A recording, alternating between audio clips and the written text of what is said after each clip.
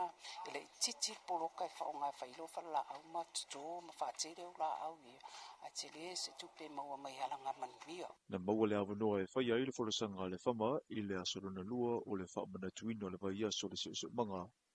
ale fa la putu putonga puna o fa le na turu ma le se manga ma ua ave aitina nei o ni tau simea la to te a puti puti ina vai nga wa maua ilo tatu se manga na a matau to lima to ono su lima lus furu to furu ma to fai pa anga lo male maisi ku ia o anu le lima furu fitus furu ono le man nga fona le wa to tele ai titi le fan fanga pe mena le a le na tau ta fio file to tele ye le nganga a ye ni si kulupu o isi so si tina e fi mana o ala to la to pocket e ma fai lola ia ona batu le sosoni mato ai o ala to e apalai to so this in impact le pivona de o tatala tu isi fa tong wa a fa pe e tu tasi mato kurupula a ola ye folonga limitation folonga le fund ya pa grupo posinu pose ta sanga mai de so ya na mato so ni tu ya yo na fai fole ye Emanuela to mo fo tu peta si ya yo fa na o le tasi tule le o le fa tino le fama e pe na so no sili malai o le la to no taua Valerisa in the tuia e te te atu ai i se wanga e ono o itina ono o le uti o le whaasoa i a inga. E le ngato i lea, o le te leo mea tuto o lo latu tupā, e a mea le mano whanga e a ngai i ai mo le toe fuata i ina o mawhauwhanga, pe a o ina iai ni vaenga e pa mawhai le mawhauwhau, ma e toe au mai ai le fia pe a wa aia le ola lau siusi o la tō ngā. O le mana o ngā le mtanga wenga o puna o a whaale nā tua mana pa anga, ina i lo tole whata ua o tātou tangata i vaenga ua ofo mai elena tua mo le tausi o leola na ilo o le taumawhai e whaalea ngaina. Ua suia nei le pūlinga e whaafoina le whale tari malu o le Sheraton i muli whanua. Lea ua suia whailona ingoa i le Samoa Beach Resort. O le aso tofi ala vai aso o tuana i sa whaatino e le sauninga e aloa i aile lau pepa fau ua au sia le sa walinga lea fo i bisinisi longa lea tunu u. Ma ua mautino ai le whaatauteia, e o tātou lava tangata o le atina e. I le malo mana fuafuanga lolo mamau, o le fsosoani atu i pisinisi e meise le atina o le tūlisi, o le taumo whailava le si tia le tamau a inga, e ono awala mai ai, pe ato telefo i tangata e whaunga ina nei au nanga, e meise le malanga mai peo turisi tawa whao mai mua mai fafo. O le launga au tua la fionga le sui pale mia ia Honorable Mulipola Anarosa ale Mulioo, na ia ta ua ia silia le selau, aba nofa inga ruenga umawhaio na maua tātou tangata i le whaletali malo le nei. O le maainga mamau o le malo, o whainga whape nei, e atangia mai ai le talitonunga i le ngā whatia o Samoa, o na pūlea, ma whaalau tele ana lava puna oa. O le matawhai oi whaawau fo i lea le malo, e la lango ai i tau mawhainga o pisinisi a tātou tangata anu. O le whausia wa wanoa whainga aluenga i tutono Samoa, ma si itia le tūlanga o tamau ainga.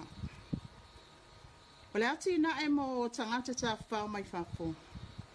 O se tasi leo poutu o le tamau ainga o Samoa. O whale tali malo e pe il Samoa Beach Resort,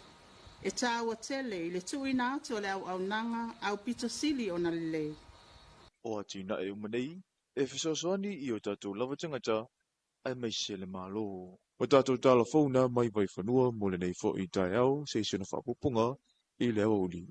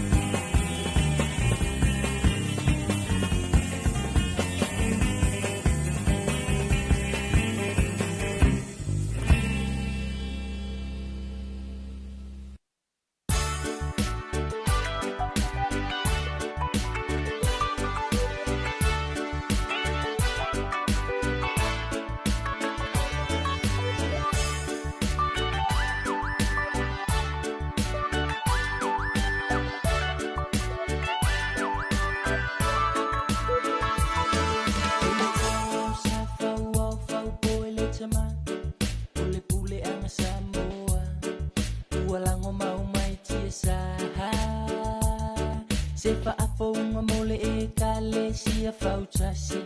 ngā lulu e mawhengale ngale ai ai awole whatua tua nā i whaau sofianga katinali pia tau pinu amana ia mawhaapa ia le kale sia la tanga nu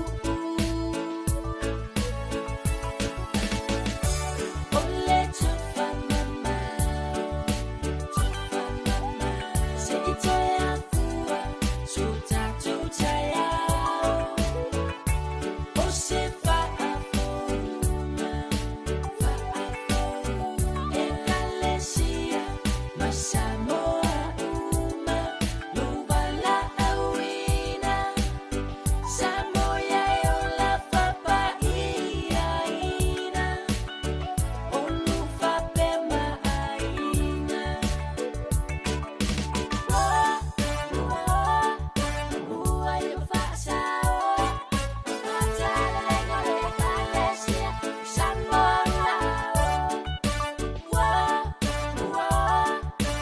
ua i o whaasao atala lengo le kalesia Samoa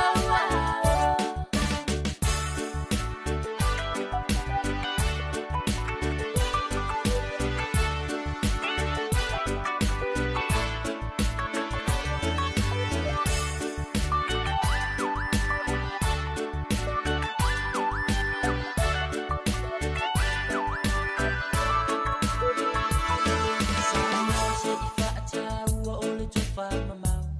se Samoa fou moa taiau ngā lulu e nei mamanu o aho o mea ale lalo langi e ngata lava i lalo nei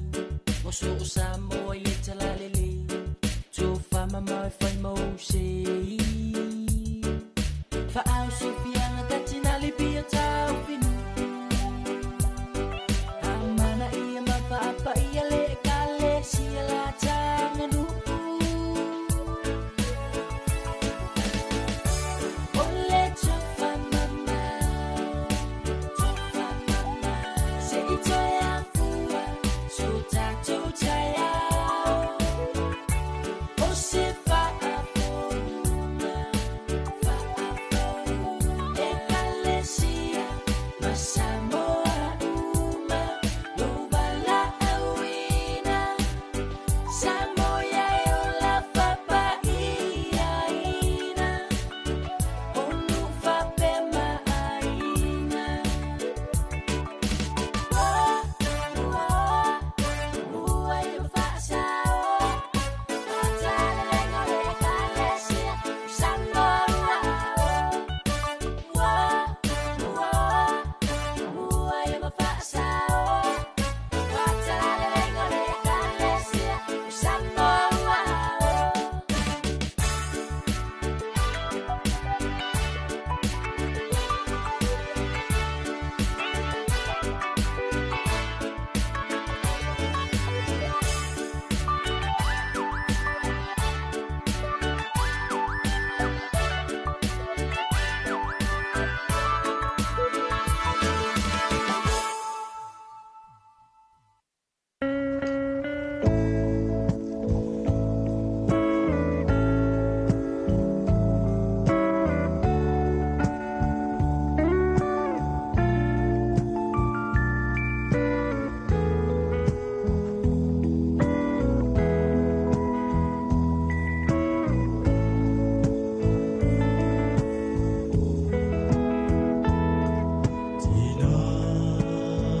Tina ea o ela mona mai ita tawhia fo'i atu i le ainga tale lava le whaingata ua o se sala se pangota me whiawa ai atu i o wholinga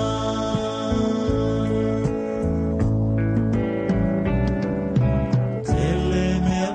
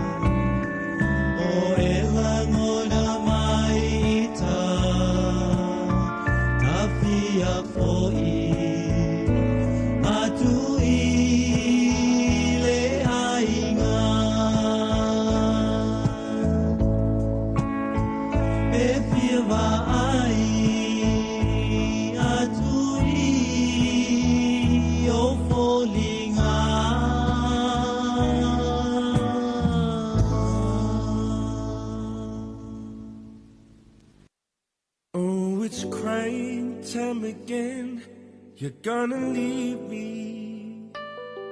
I can see that faraway look in your eyes. I can tell by the way you hold me, darling, that it won't be long before it's crying time. Oh, it's crying time again, you're gonna leave me. I can see that faraway look in your eyes. I can tell by the way you hold me, darling, that it won't be long before it's crying time. Now they say absence makes the heart grow fonder, and that tears are only rain to make love grow. Well, my love for you could never grow no stronger if I lived to be 100 years old. Oh, it's crying time again, you're gonna leave me. I can see that faraway look in your eyes. I can tell by the way you hold me, darling, that it won't be long before it's crying time.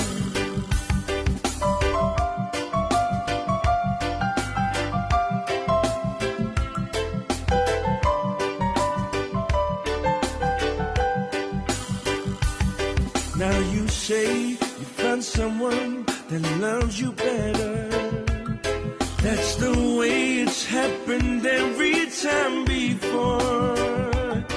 And as sure as the sun comes up tomorrow, crying time will start when you walk out the door. Oh, it's crying time again, you're gonna leave me. I can see that faraway look in your eyes. I can tell by the way you hold me, darling, that it won't be long before it's crying time. Oh, it's crying time again, you're gonna leave me. I can see that faraway look in your eyes. I can tell by the way you hold me, darling, that it won't be long before it's crying time. That it won't be long before it's crying time.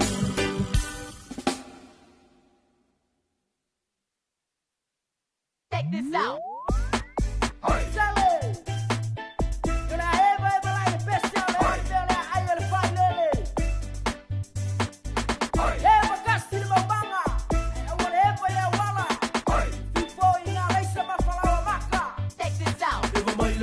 Mai pese ma fa pele pele o si au fai le o ko le mo le fa li fu kala mo le fa ai fe e va ngena ia mai si vai fa fia o si au ko ai nga o ka vale le fai ai pa mo le fa li fu inga e va mai la ia mai pese ma fa pele pele o si au fai le o ko le mo le fa li fu kala mo le fa ai fe e va ngena ia mai si vai fa fia o si au ko ai nga o ka vale le fai ai pa mo le fa li fu inga Samoa faru mai o soli se pau puang ya king au kama pelelei pele anga prema muia ai si o bola ga ole ola nga ngei elelei me uma ele ai si me ele anga tangai ole anga sala kalu ai le undua e kangaka ole ya e ala sau kali e kali ai lo mas ya si kalu ai akanu ma e bangala la ko kong ole pasi Check this out. ua kasa oroko le sunga fa marini ngo ko kalu ai le lo fa ya o e ma uni mang maro ole ki ia mai pese ma fa pele pele o si au fai le o ko le mo le fa li fu kala mo le fai ai fe Check this out. e va ngena ia mai si vai fa fia o si au ko ai nga o ka vale le fai ai pa mo le fa li fu inga Fai so fa ko anga e ko ia i ko papa mama te ao mai o so le anga ke le ai foi na fa mangu anga Fai so ko nga fai mani karo palangi afu mai ke sau ko alasi ai so ia ki pasi le mo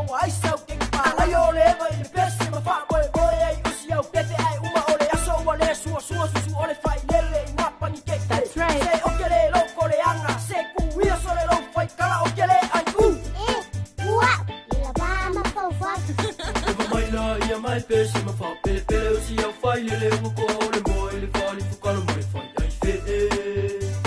Eva ngia la ia mai si vai fa fia fia o si au koe inga o ka vale vale le fai ai pa ma le fali fu inga Ei o si fa ko angai ma wai fa i la kai le ka fai la ka ka ni fo i e wala ua au fai o ka e ka ka o fi ko kalo ke ka mu fai ka ma le fa la pela me o si wa e tua o le fi ka wi ai ya fu fuanga ei foi ngai ya mo ai le fanga fa so a ko wanga o le ka ka le ko sa ba lu ai te nu amoa What man se o ke le fo le anga ki ka o ki ngom ya o ku pulanga fu wi nga winga manga mi o ngai fa pu pu oi lo bolanga se eva mai fa ko ya inga ngale lo makua la ma le musika ku lo ya mu se fa mu bai lima u mai lo ma le fa isa isa Eva mai i pese fai so ma manga Sipulana Eva mai i pese fai so ma manga Eva mai la ia mai pese ma fa pele pele o si au fai le o ko le moi le fali fu kalo mai fai ai fe Eva ngia la ia mai si vai fa fia fia o si au koe inga o ka vale vale le fai ai pa ma le fali fu inga Eva mai la ia mai pese ma fa pele pele o si au fai le o ko le moi Pa me whanga mai le sunga ia nato penei ma le pesale nato umbrellas mai nai sa photo ia i le a fionga le lio le tu ia le vea ia ma siola to fo ia fionga i nai sa photo e sa la faiva Talofa tu ma loa le on sai i le nei foi vai nga o le tai au ia o le tulanga fo i la to ia o tu ai nga haso fa benei ia e mawai mele sa moa o ngir ka o le na wal wati fa ia te lo o to fa fonga mai o sina o miteli to tala o nga wal ku fa o au neila o le nga wal ku fa o ke le long ko o mimilo le lokal po ai ngalo i te tonu o ma to po tu ia le ma ila fo le sturo ia la ki o le ala ki ko fo mai ia o fio ka mfai mai ele ia ai o angala fa pena o me ai supule so i fonga mle o langa nei a o le tabla wate to pi si fonga Samoa le wa a fetoro tu la fitu ia e mana toto telo la tol na wa tapna mai ia wa nga luenga me se fo o ngal fa nau ia le si vanga to tele ia na fo i o fa pena on nga ia to wa malolonga sa nga luen po e pe hola na i skula timu le lo te pe fola ma to ofisa ia tanu mai nei taiao ia el italiano ia la fo i ua aluta milonga tasia si ma to skulati ia ona nga e fo le fale wasana malolonga Talofa to im fa malonga twai le telo de tatu no ele nga to sa mo nei fa pena so staffa Samoa male lalo langi o lo o tiai ma lo se fa sralonga ia wa le si fa srala o le tu pi si fo Samoa onisi me o lo tupu le va ia so ia o le tamsang kitia le u fanga solo le fanga solo va so ne va solo tol va fo ia va so moli ia mtau lo ngadi se nga sempini ia on filme fo le au le o la samai ia va ia le tato tele ia ma au mai ia tunu fafo ia au la Samoa ia la fa penan talo le tuto tasi nga solongo nga luenga lo fatidoi nei tai blu ia Eloisa vai nga poloka ai le awolitele o le leng solo le ia tato traffic ia paul vai nga ia silsilane ia on le fai nga luenga i le falfamsino ia fai tu ala lua le si vai nga ia le si pito ia le si pito la fai temene nei ia silsila mau ia pa fete agai mai taulanga ia mai se nei mo no pisial ni tao tau mai tao le itai o na malamlamba la wa mate tole ninga le au va le malo apena fo ia va le telefono vai no te selfitu ia pa o ane apa le va le pia ia o le tulanga na pia na ia o va inga ia pe ona forongai o le o ia ia ta tu la ta tuai ia le famna tuina o le su fatu sanga Samoa o tuto tasi i le masin fo o le wa terwa vela wa te pi to lu su limu minuto to ta lea ia o le itu la evanu ta vanu te fa fonga ta telefone vai fanua Ese vai so ma manga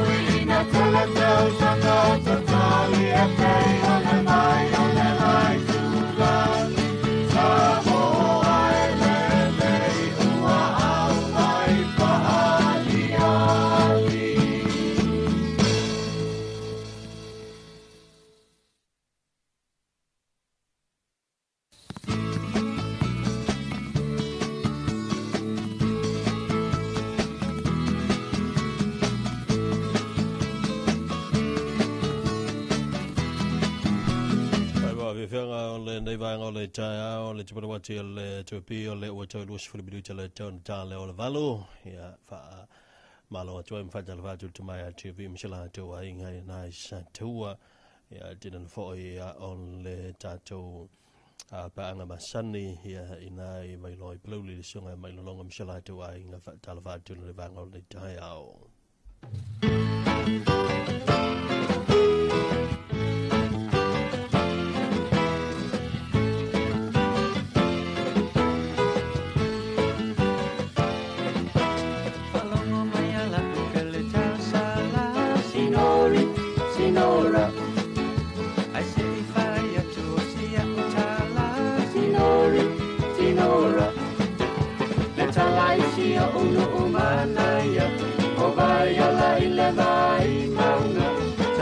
o le pili tuna e whainga tā so atune I e pa.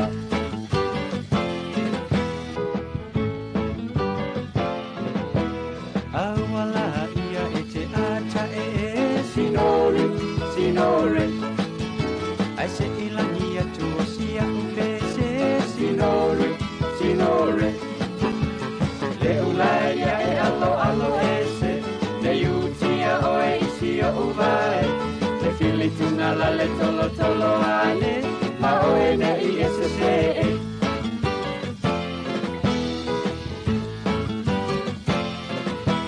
wa onu fone na o fili sinora sinori pe o te sola ese pe suanili sinora sinori a ua mawane o sia utasi tala vaina o tau faali Leanga oe e te wha mai ma oe na I te iwa I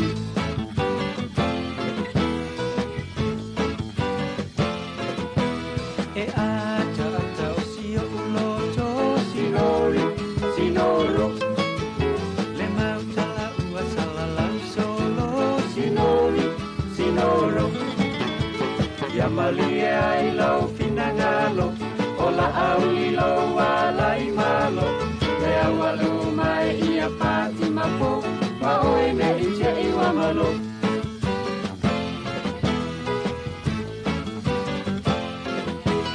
Ia awala e te mata wha utu Sinoru, sinoru Ai so mai sau se I kamu Sinoru, sinoru Ai awa e te wha longo I se talangu E utia oe I se tuna mumu E tā oe I le siu Te ia ne ua e o titu Sinori, sinoru Sinori, sinoru Sinori, sinoru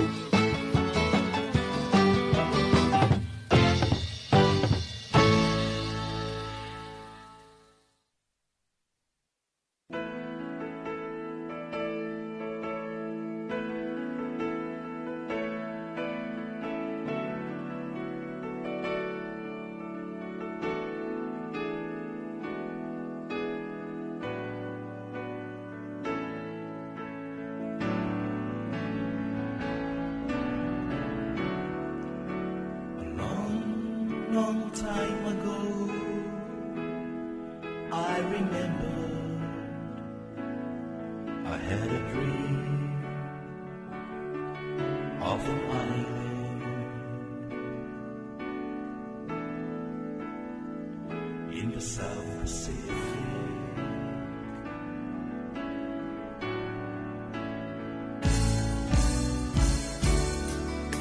From high above of you, in the midst of my loving dream, of the love song, you give to me.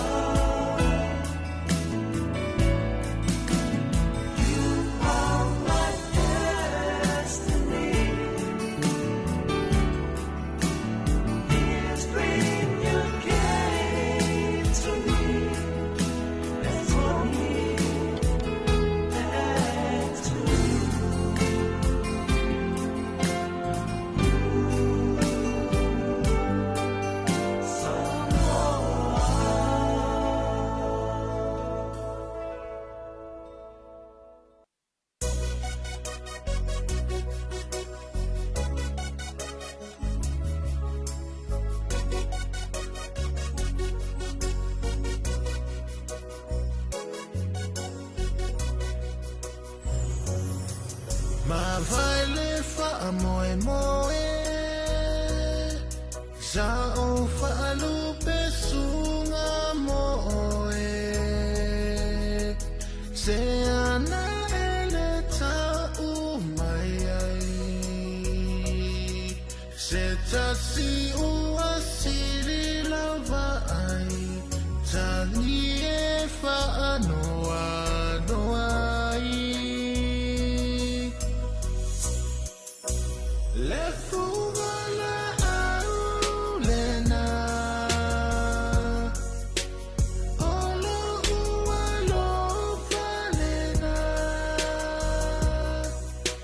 Sa o tau mamoli aina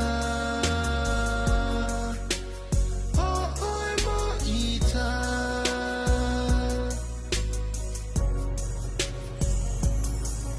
Ua ngoto o lela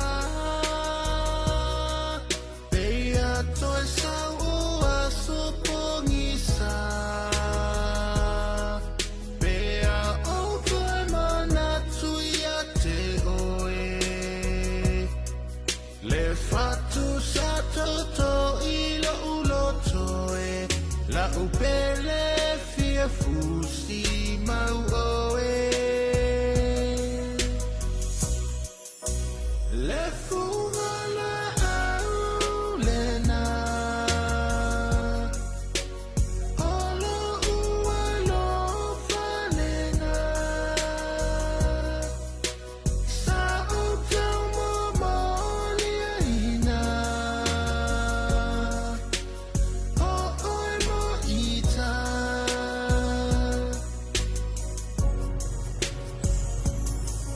Le ta ua masaninga Ua ola ngona lo ufalu maina Le alo fasa o faya ua la fuaina Sili ai le manu e tasi sai o lima To fa asoi fuaina Le fuga la aulena Olo ua lo valena Sa o tau mamoli aina O oi mo ita Le fuga la aulena Olo ua lo valena Sa o tau mamoli aina O oi mo ita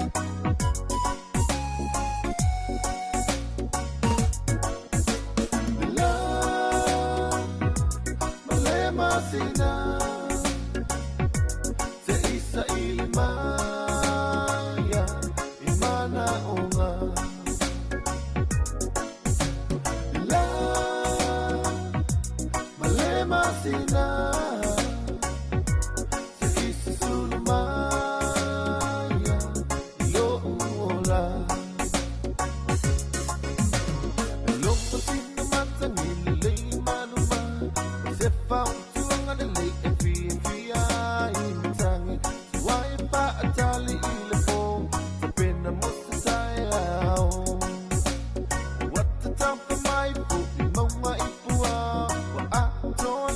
fia fia I lo ua Sau Fa ama whana whana mai I lo Fatu ua ave ele sau La Male masina Se isa ili maya Imana onga La Male masina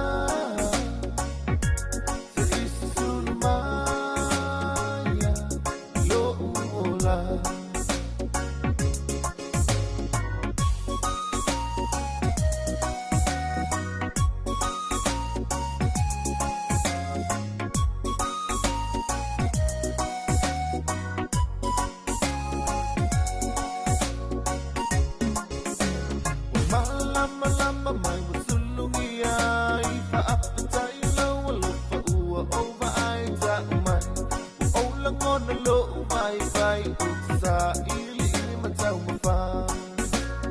fa apu se on so mai le sa nitilo sina o te fe ile vai ba ai le so lu mana I fa amau tu mau Masina Se isa ilimaya Imana onga La Bale masina Se isa sulumaya Lo uola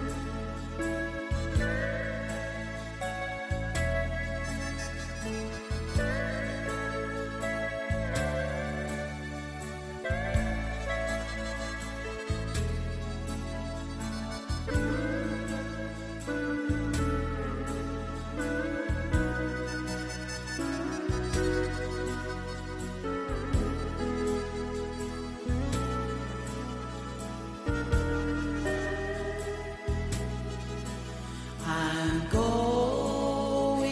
back to Samoa, island of melodies.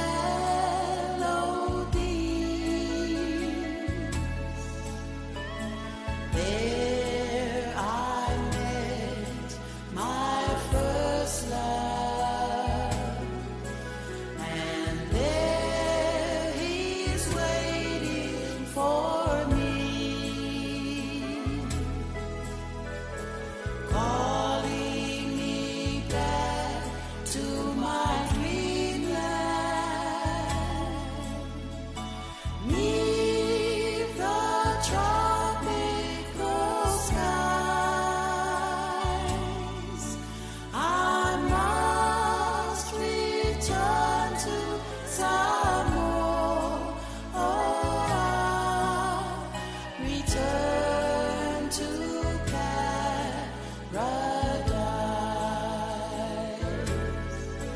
I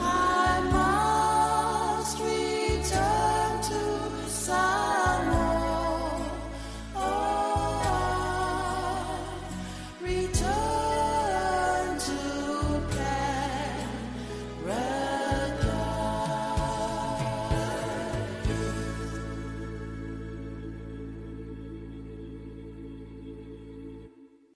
Oh, my name is Oliver.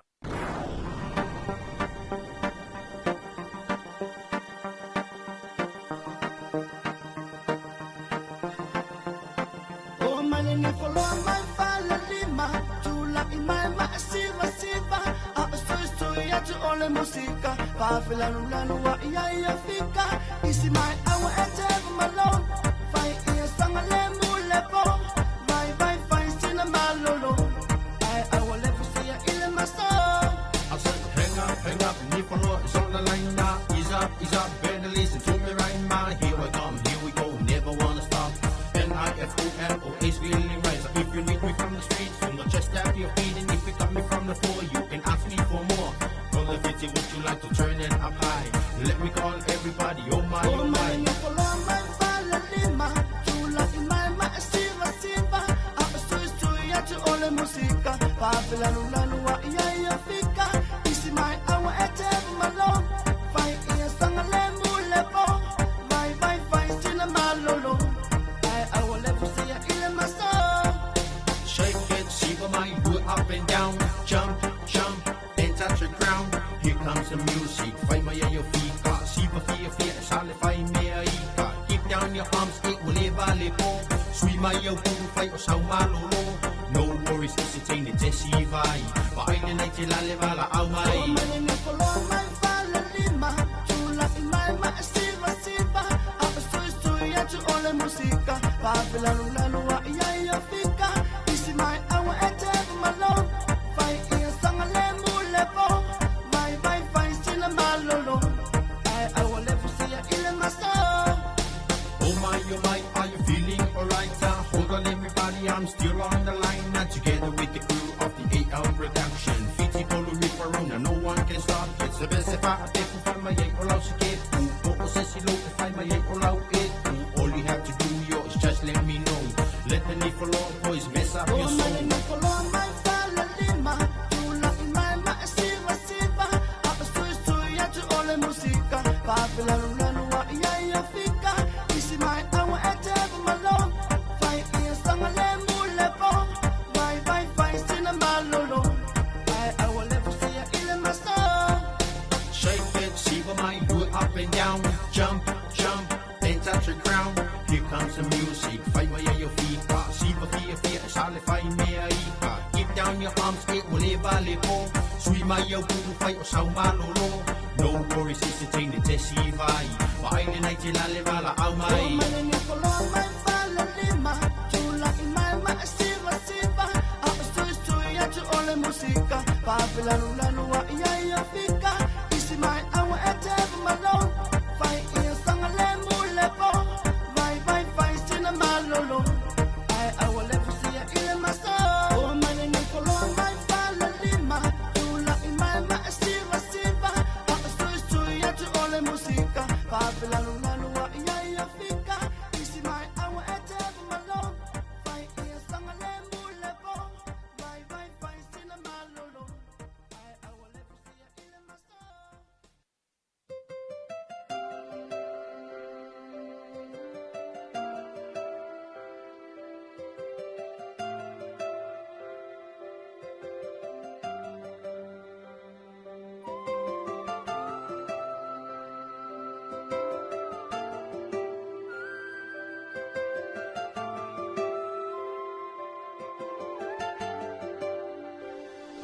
fatua tae wa e fai mai e fa uma le maputanga sa o te wina a orma ita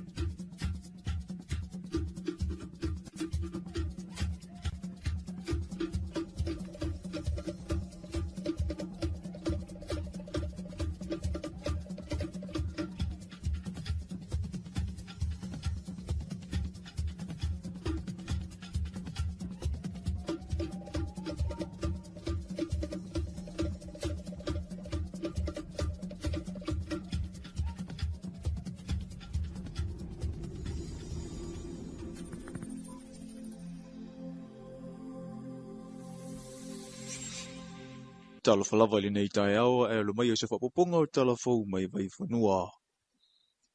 I tala a mata, o le atu o Uganda ma le atu o Congo i le atu Afrika. Le wa whamawina le whaala putuputunga o le soifua ma lolo ina o le lalalangi. Le iaio ila tōua a fia i le vairasi o le Ebola. I Uganda, e to alua ua whaamoni ai. E to atasi ua maliu Malaysia o lo ili potu tinga ina. Ai e lua se lau whasa fulu ono tanga tole atinu o Congo, ua masalomia le hafia, walu se fulu o loo masalomia le mali le wai, a tō mai la tō ua whaamaunia le maua, i le whaamai. I le whaatara noa ngā tala fau mai vai whanua ma le sui o Fesasidi o le matangan winga o le soifua ma loloine le taminei. Ia tangaloa Dr. Rabbi Thompson, ua ia whaeloa ai le lai titu la vanua i ono a fia i Samoa ma le Pasifika. So mo le Pasifika ia ma Asia o le risk for le mo le o mai o le Ebola ia ka ko lo categorize as low alanga a fia i ska ka o coming into contact for le PCI le koko i palpala se tu low po isi suo fo il tino pe o fa uom no pa pe mengi au le o le koko PCI o le kele o kaka ia e poi koko pe piriki fo ile mai vai ngor kingo yeah so coming into contact with bodily fluids yang ala PCI fa pe ile kalangoa pole ele se longa wa come into contact with bodily fluids o ngai loa la i o ele pe fa peanga o lai wa ia ingia unga fo ia ka le afia e fa mai le i pola e morunga la fatality rate very ranges mai le ongos fu ngai le i was fu pasenge le morunga le fatality rate fo le o le i pola Na ia sau noa e o atu le lua se fuktasi aso e maua i le tanga teisia mo lea wha mai wha atu a lea e mai a unga. Ai e tutusa lava fo i a unga e mua ia lea e mai i le ua maua i le i pola o le fulu ko viti e a mata i le fiva ti ngā so o ngā pona i vi ti ngā le uru ti ngā o le manava o le piliki sa i tulo a toa maisi a unga ai e mata i tulava. o le i pola e mafua mai le mai rasi o ka o le pandiko virus which e kele ai kongo o afonye o Asia ia mai kele a feve ai mai ka diska pisi foi le but le o ma whatever afonye ia foi le vai rasi kongo le aqua fedica ai wangaro ya ule kongo unga amaka i loa mai ai somewhere back in the 80s earlier nga amaka inga pick up mai le virus le ole Mo le sila fia e le e se toka fitinga mautu o le wha mai o tina nei e le ma fai fo i una fai ai sa mo se so e ngā e ilo ai ua maua se tasi se ia vangana le fale so toto i au se tā ni o lo wha ngā ina le Pasifika e sa ili inga se nei o lo wha ma mawhafo i le tu mamai le wha tinunga ngā ringa tau se soifua fo mai la tu e tau sia e ua afia i a inga o sa unotonga loa e fua lava isi vaenga o le a whaia le mtanga ringa le soifua ma lolo ina ma na pa anga mo le puipuinga o Samoa i ngā ringa mata i tu o lo wha tino le taimile nei ai o le whautua mafoi ina ia vau ia le malanga ia tunu o lo o afia una e whaisina sao o le sosoro le wha mai le atu Afrika talu o le vāwala lata o na tua oi whaavau malo. E tali tonu tina o lo i le whala putunga ua ta ua le whama. I le tamau a ingai maua mai i le tato ina mo le whaatau ina o la au te whale. O le awala le nao lo maua i la tu se leni. E whisoso ni ai a inga mua tina e. O le wha o ngai ino whanau. O le tautua ino e kalesia mo le lasi o isi vaenga e o i ai la tu whaasoa. Sata ue te tasio sui whaavai o le whaala putunga i le whaataranoanga me telefou mai vai whanua. Ua tolu nei tausanga talu na whaavai le whaala putunga. Na whanau mai i se tasio poloketi a le whaala putunga o le li o malo o whaatasi mo atina e po o le UNDP. O le totelo nei tina e na nau i le whaunga i no fungala au e mawai le isi manuia. Tu sole au tu ai o le whapula putunga telo tina i e to tono le tawhai whalele i a pia. Le vei mo taa la tu vai ala o i fefo i tuwhi opa ia manai nu whapena ia e tele au le nu ia tele na afia i rolonga vai singano ia pio na le sa mo wele a le sini au tu wa ia poani si au ala langa manuia poloketi e ono fiso soani e tina e tono taulanga ona o le tūlanga maale a le tau lona lua i le titi whanua se tulo ia lona tolu ia i tele a inga e lima vai e tau atina e le labal faso ai pe o le sipolo ke tile o whaingo la au te ufale la au whai ei ia mo me o teu ia la au te whanua e le tau e tatou ornamentals na tu mato wha mua la au le o keti ma le anthurium la au ia le mawai nei ia e pe mate man e alan mato o mai le la au le mai fafu o ne tamunta e ananga ta e ta ufunga le exotic e mato te mai wa ta ora au ia pese la ni mas fulu to te lau tasi ala la au e te whataua. Maua ele alanga tupena ele titi poloka e whaonga whailo whala au matuto ma whatere ula au ia. A te le se tupe maua mai alanga manuia. Na maua le awanoa e whai ai le wholesanga le whama i le asorona lua o le whaamana tuino le vai aso le siusu manga. A le whala putuputonga o puna o a whaale nā turu ma le siusu manga. Ma ua a vea itina nei o ni tau simea. La tau te a puti puti ina vaenga wa maua ilo tātou siusu manga. Na a matahau to a lima to ono su lima lus furu tolus furu ma to fai paanga lo ma isi kuku e o alunga le lima furu fitus furu ono le manmanunga fona le wato o tele ai le titi le fan faunga pe mena lea leina le tau tawhi o file to a tele a yele nganga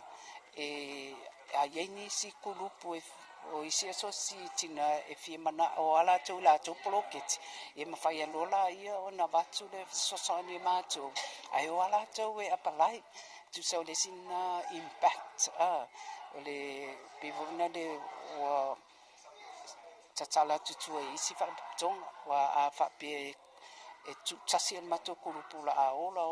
ia fulonga limitation fulonga le fund ia ai apa kurupu posinu pose tau sanga mai le so ia na mato so ani tu ia io na fai fule ia e manu ia la to mo fo tu pe tau si ia ia ma fa na O le tasi tūlele i o le whaatinonga le whama, e peo na saunua sili malai o le la tononga taua Valerie sa ina tuia. E te te atu ai i sa wanga e ono o itina ono o le uti o le whaasoa i a inga. E le ngatoi lea, o le te leo mea toto o lo latu tūpā, e a vea le mano whanga e a ngai i ai mo le toe fuata i ina o mawhauwhanga. Pe a o ina iaini vaenga e pa mawhai le mawhauwhau, ma e toi au mai ai le fia pe a wa aia le ola lau siusi o la tō ngā ruenga. O le mana o ngā le mtanga ruenga o puna o a whaale nā tura ma na paanga, ina i lo tola whata ua o tātou tangata, i vaenga ua o whamai e le nā tura, mo le tau si o le ola, na i lo o le taumawhai e whaalea ngaina.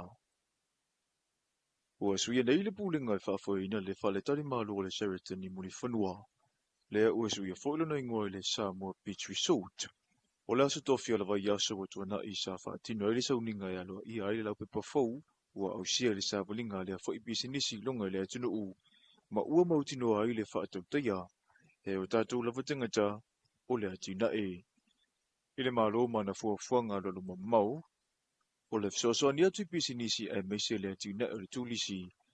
o le tamu whailava lea si tia le tamau a inga, e ono awala mai ai, pe ato telefo i tangata e whaunga ina nei au nanga, ai mei sere malanga mai peo turisi tawa whao mai mo mai whafo. O le la unga au tua la fionga le sui pale mia ia Honorable Mulipola Anarosa ale muli o, na ia ta ua ia silia le selau, aba nofa inga ruenga o mawhaio na maua e tatou tangata, i le whaletali malo le nei. O le vaenga mamao le malo, o whainga whape nei, e atangia mai ai le taltonunga i le ngā whatia o Samoa. O na pūlea, ma whaalau tele ana lava puna oa. O le matawhai oi whaawau fo i lea le malo, e la lango ai tau mawhainga o pisinisi a tātou tangata anu. O le whausia o abanoa whainga aluenga i tutono o Samoa, ma si itia le tūlanga o tamau ainga. O le ati na e mo tangata ta whao mai whafo. O se tasi leo poutu o le tamau ainga o Samoa. O whale tali malo e pe il Samoa Beach Resort, e tāua tele i le tuina atu o le au nanga au pito sili o na lelei. O ati na e umanei, e fisosoani i o tātou lava tangata, ai mai se le malo. O tātou tala fauna mai vai whanua mo le nei fo i tai au, se suna whapupunga i le auli.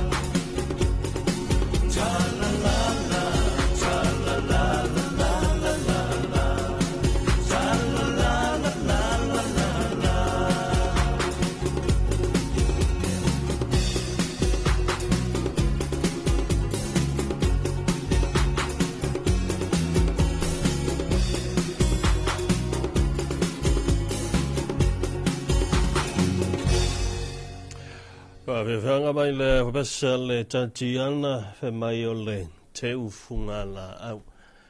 tu mai lunga se lau lau nyo ia i le nei tai au fa talofa atu te fa malo atu le fa fonga ia mai se fu o lau mai mo mai e fa sala launga le tatu wala leo o le si ufonga o Samoa pe ona ia i pesenga o tatu musika telefofo na vai atu sa e fa fonga mai ia i tatu puletini o le tai au ia i nisi o mea lo tupu le tātou o tino. Ai whatala whatu i lau whitalinga mau sisi, le rei vaenga le tae au, ma lo lava le sopo, ma lo fo ngā lue le vai aso. Ia, ma lo le soifua fuatia whatalo whatu nei tae au, ma lo le fonga, ma lo fo i le tautua i lo tātou o tino ule nei fo i vai aso le o tātou tau nu ule aso lona lua se fulu. O le tātou savalinga ili nei maasina. O le aso lulu ma o le o ngā tonu fo ili nei. Nei vai aso fai mele mau al to atele. Ia e aso lulu loa ia wa uma fo ili vai aso ia. To atele lai tali tonu ultulanga na ia waisa o le leia. Tele vave o aso. Tele vave o taimi. Wai aso lulu loa stofi ia aso fo ili fo i uma ngā luenga matiu te o vai aso. Ai fa malo mo le tai au fatalo fatu fo i le mai mo fa fonga mai al tātou watunu o lo o mafuta mai i lo tātou watunu nei o Samoa maso o se tafa o le nei lalolangi. Talofa male lau fufonga fia ma lo le soifua manuia. Yo, ia fa talofa atu ma lo lava le ono sa. O le ua tātou tanu mai le aso lulu le nei, e to tele o le isi vaenga fo ilia. A over pis, ia ua ngalo i maso. Te pila o nei tae o li mau. O ngalo ia o le aso lulu. Leila, o le aso la ngalo. Ai na ngalo ia tia, ule na ngalo la ukia nei tao e tono le potu. Tu sono ngolo aku fafo wa tali telefo. Ula kulo i fafo. Kusala la ukoi fo inga mai se tulo ngolo aku fafo i lesi. Ai sau, ola loka le boko. Kang aku la ukang hei ma se ki. Ia. Ya la na tau su e solo se wala kila. Ya ole sa matala tu ai. Ona ole na umata tu nga fautasen nei tao. Oi. Ale va apia ma. Fa apia ka fiola. Esel maka uki o ngalo le oye o mana tua ile ole ole to ina fai la unga foi le mau al fai la unga wa al fai la unga le ia foi le e tala ia fai la unga le ia o ia le leila la unga meni o to o ma ia mo mawala tala foi le ainga le ole to ina na sau o mai le paulo ai pe folinga ole paulo mo ale o avel to ina le ia tu sha la wa fa longo le ainga le o le to ina lesa ia wai fa longo ai tala o makwa le ia o tangata pe atu le to ia wo o nei te miole tu lo lunga to ina ia fa talofa ia man tu la ia o le aso fa leile le le wa to le si o le paulo tu o la uno longo vo le matua no fo le ainga le e fa ile maliu ma fa tali ai se ma nei o le o fo lo sanga le to ina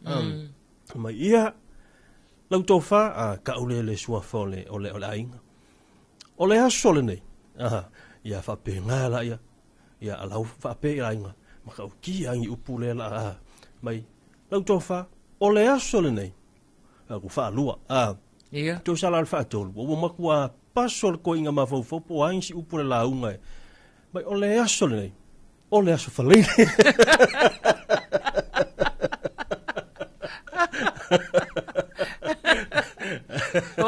O makua ingalo uma me uma e se ale le ia alva ai kua ola se a ingala kapua ai mai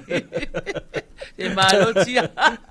e rola pe ia la se uso o le sko e isto ina o maliu le vane fai langil fola o ingala e mau foi ale me na ngalo o ya o mai le fia fiwo fla fai la to lotu mai to ina e o mai la fai lotu ya ngofo al ko inga mai so ofu mai lo male ofu ya ta to vi inta po ya tu ile tu al ne fiafi ya wa makwa ingalo al ko inga le aso lua le aso le wala ko ya nga umba fa el kalanga ko inga ka ko vi inta po ya mai lo mal ko inga usu lo mal pese ko inga mai le aso fia ko manga ko inga o le aso lua mai le aso lua Ol me foi le ola foi o le aso uso le pese ta o le aso lo usara ko manga ko inga o le pese o le aso sa o pese le aso sa so le fa peltoina fa eu uso le songa fu ta o le songa fu ang mga kuwal ka malo o le se le aso le pese ka ulo male aso le ai te lo ai ole mai ana le ngalo le sai foi le tala le fam tala li mo ile isi tama foi le sa fa pe le na no se foi le pese a fa pe o fia fa ai nga pole ngalo upol pese el pese foi ngale va pe Yesu e o lo chocho e la le que fa upunga el pese le va pe ua o fia lu atu ai o se lo marca malo le o que ua o fia fa ai ia mol me ole ngalo ia e o lua le ngalo ia mol me foi le la u sur pese ia ala o tau sa mai lava me la ile mafufa a wala ki o na fa pe o fia fa ia inga la nga fa pe o fia fa tolu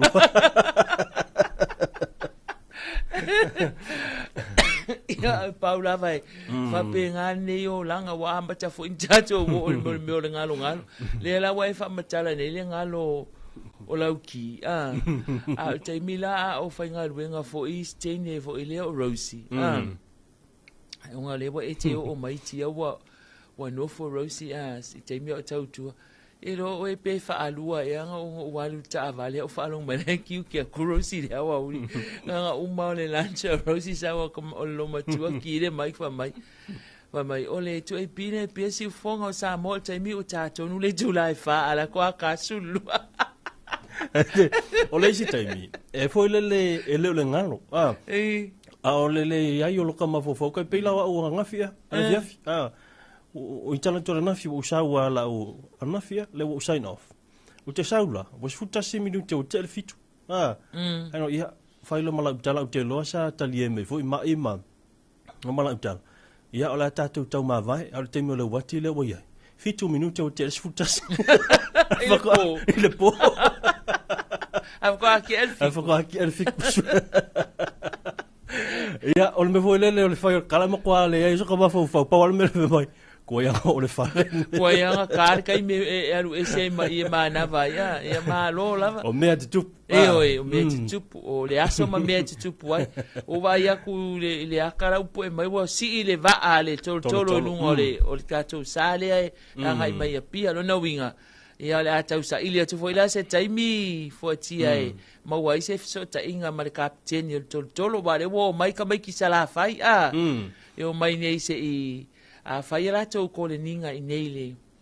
ele tato o ma sa mi le fai el tato tu unga wa te alwa to na fila fia tu mo ne a lunga o le talingalu fo ilia la e fato a mai le to le ninga le ale sale wa pia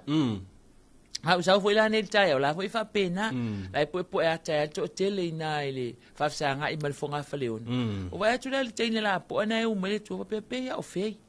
pe o fei le u mele tu ai ole usu mai e po ni ata o le va ai e ave fa sanga news Ia, ai po a whai o whei, alo no winga o whei na, ia, ai po tasina o a whai o tātou coach o le tātou vāle a pia. Ala tu maua le maua whaso. E o le alava o te, na u whaalo to tele i pe il toina. Wa u whaalo longo mea na po i le lua longo. Ia. Na fo i te lua tala no antu ai, ma la fo u whaalo whea kuia o e, le sa u whai atu ia te ia e. Ila na vaale le mtanga luenga o leo leo. Ia mana ia ba lena o lea o le a e alu ia ile taimi mana ia o lea la ia peila o ina lea la e sira fia ai le ia wa o le la e ku kongu ai ku angel living ia le la ku luma mai o mele pa il fanga le la no fai ai il toi ina ia se i o walai o talton wa lo le wale e mau ese uma ia ka jeni fai mai ia le a taua ia fa mai ia le aso le na pa il fanga va pelo malilima mai wai luma telefoni ia o fai akuloa ia ele sa o mai fo isi kapeteni man tuele ia se fa pe mai par fana ai tu ele se e fia muli mai tua e fia o mata ta ilum va tu ia fa to ai lo ala le au le afi va le fai mai ale mau fa so o le va ale o lana ia pekile pekia ia ile sa o malo male pulenga o le tine mu ia la fa kwai lo ale au le afi le aso le atia ko ai lo ale au lo ile afi le aso le ye tatu fa mo na ia wan nei ta o le sa o matamata tu ai ile afo ile tole ninga ia na wata to tasina yo ia au te fa longa tula ia wa ta mai apa lua ia apa pa o apa lo tini kilo ku ia la fa tu tu ngale ava ana lua le vale ale apia morun ale apia ia mal vale ale sunga ale ya taua ia mana ia vai le foi ke vai ia pe wa masan ia mamano tatu tunu foi le usu mal ta mai lo le lo tu le talinga ia fa tali ma va ile te miole afo e pa me se ku ngai te mo tole ninga e wa le tu langa na le ia te mi nei wa le va ona fa tali tato watu nu ona le tasi nei fa anga tamai e ese le fia o tato watu nu e mai mo ia o le ala pe o le o mai te mi nei o lai inkalesi fo ile o mai e pu e ata ia ma sila fo i koleninga ia ma fai ala tau petinga awa ese ata tau petinga la fo e peti mai la tunu po o ai le la amua o ai la tu o ai la sola ma le champagne wa e fo la au le songa fua ai fo spuni le asolulu ai kulula le aso lua le aso lua na tutu o ai ia va ana ia ai o le tu unga la le ai pe e fia e lea o lo tau sini o ma mai lea tunu ue o mai e mai moa ia o le tu unga fautas o le teimua mua lea o le a whapena o ne tau vai le vaa lea a pia a wā o le vaa lea pia o le vaa fau a whakwa o mga fau le sa fau le atonga lima su tau sanga o le lakapi vo i lea kalapu lakapi a pia ia ai uwhalangolonga tu i le whatalanoanga ma kapiteni ia le whiunga fo ia fau alo ia o le na uwhalanglonga tu lana talanoanga ia pei o le vaale o le fau sanga fau whaipa class ia le lasa talanoa mai ia le ngata le whaipa class ia e fo spuni fo ilva ia no winga pai fo ila sina mama ia a o ali i fo i le o alo ina le sale o apia wale o te whalonglonga tu fo i le whatalanoanga na fau alo o le to tele o tamaiti la kapi o tamaiti e fo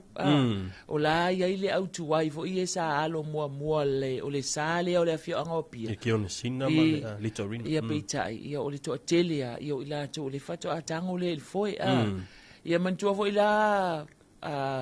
fotia e o fa atasi ia mo me o skills ia male malosi pe fa mo fo ia le malosi pe da o le mafua anga na o le tu mau pe o le maua a faso ile na va ale fa pe ale pe ki ia o le sao malo pa mai langa la e mo el malosi o io fa kule ia o fa ka ilo fo el malosi o malo pe mo el malosi o kolkolo la ko via ia wa le ngole au te vai tu le fai ngo mai le sale o fautasi le o malo le fai ngo le malo Samoa Malo Samoa. Samoa. Ia, ioi. Awa vai atu ia le tapua inga salafai le si mai o la tau sa. O nei la le malanga mai ele. Ia, le malanga mai nei le sale o le tolo ta mauli. Ia manatua wa leva na koleni ala koleni ala tau o ile avale o i sa longa ia o le a tatou va ai foi la longa winga o le afia na nei pol nei foi vaias o le aka ko falongo inga i ro pa o le apa i kuai i wa kolu le fa apa ia wo i foi kuai i awa lau te falongo atu e pitai o i le tamesina i le yuta ai le tamesina uta ia mane foi mawese banoa ona i lau salafai ia me se lau salong ioi ia ole sala vale le u fai masui o tato motu li i foatia le u fai masui o salafai ele fai ngofie ia ona tato se sin tato fa fianga ia ona toi tele mai le fa o tato programa o Talofa Samoa nei tai au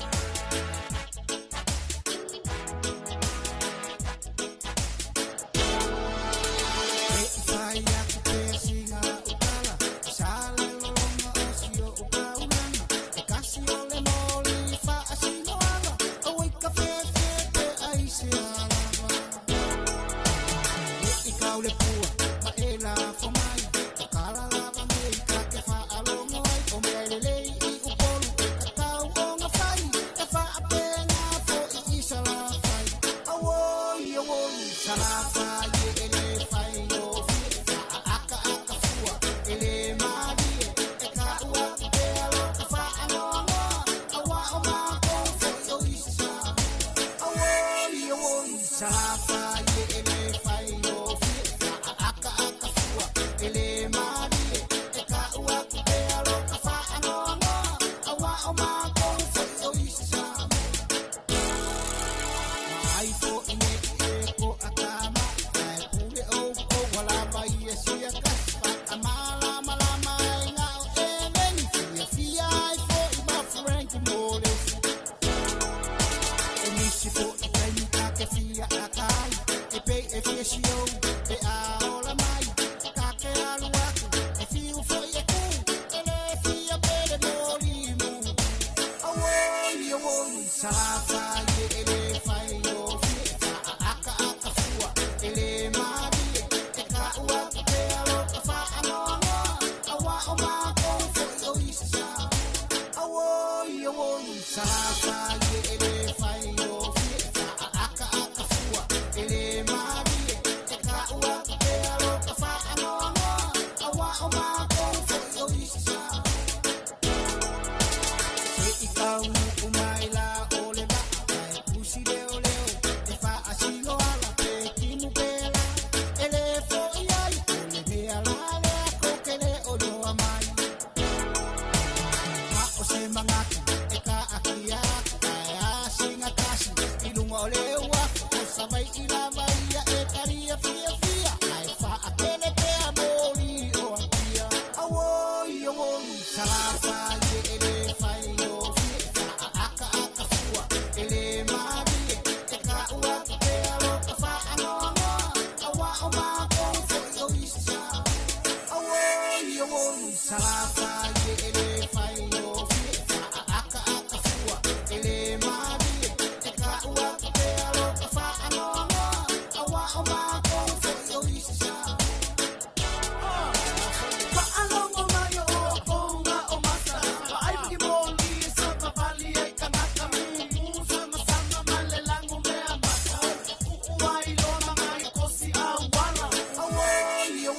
salafa ye ele fai o fia aka aka fua ele mari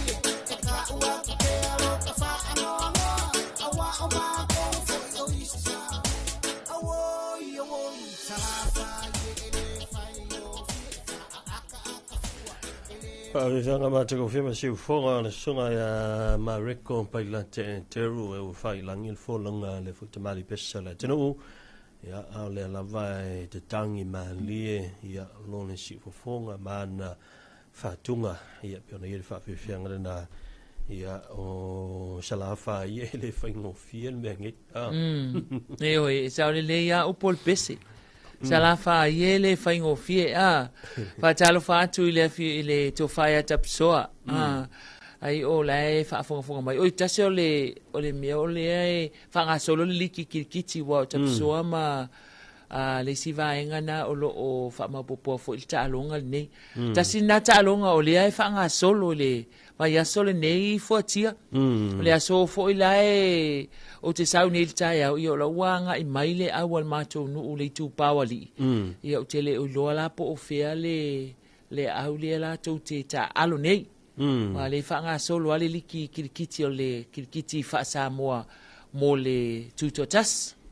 ia sao le vai so nei le whanga solo ai vai solo ni tolu ia vai whawa ia so vai so foula ia le vai so mulu o le tātou tamarisanga le kirikiti Samoa ia vai o le e wha moe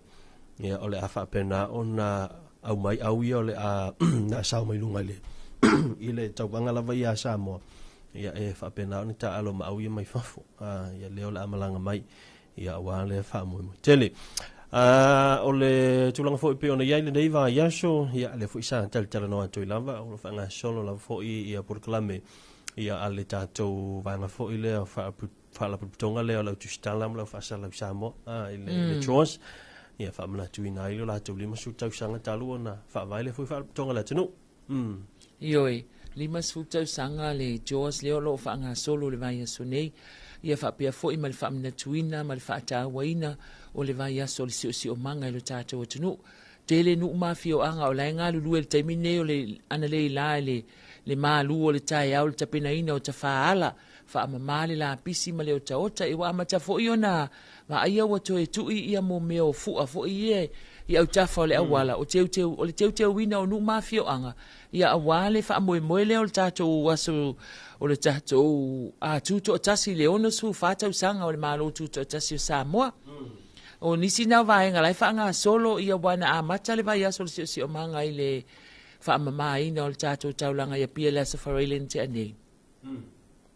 le lan tala lo ia i lo le songa fu le vai so nei a lo fa nga solo pela e ia la malesi vaenga na o le vai aso nei o si o manga ia e to ina ile la au fo ie miliona le au fa la au le to lo tato wa tunu wa le tele o la au le va matua i wa tele na mo la au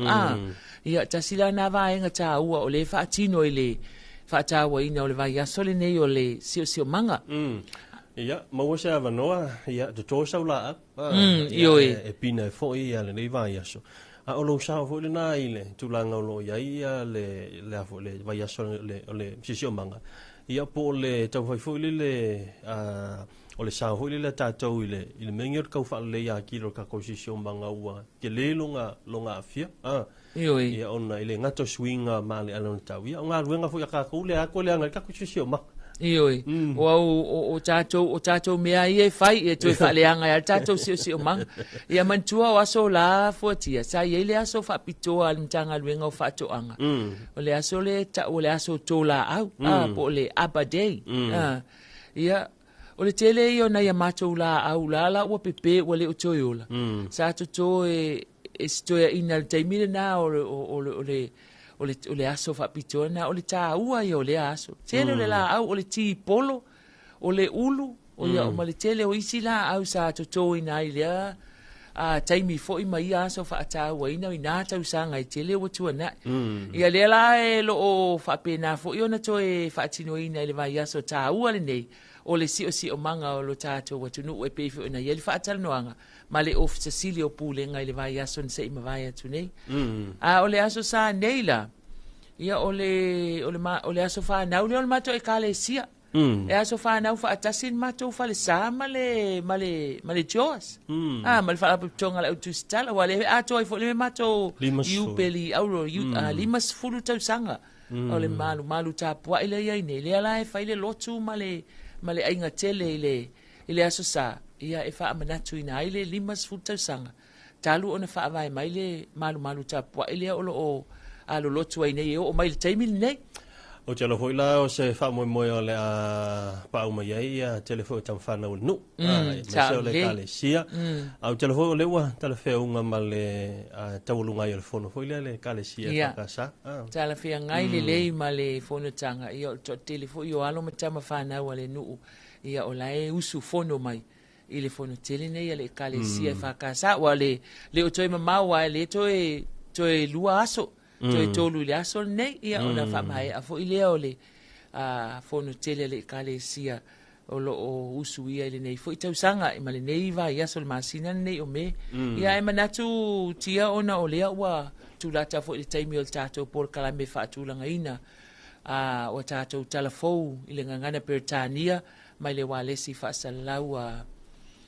whaavao māloa New Zealand, le Radio New Zealand International. I le nei tae o tala me o tutupu le lalolangi ma le Pasifika. Ia matala i tā longa.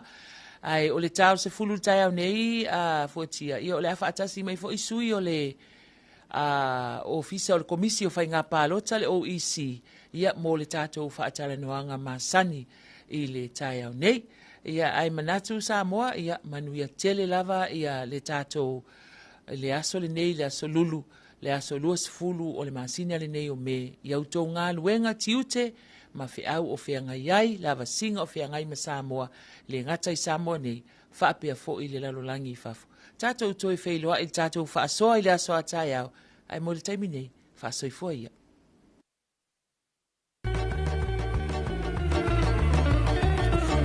Sali tato fainga me ele taile na ua pa o fana o mo mai nei no mana tu ya pai. Tu solo mai ya ele tu na ua le kion se va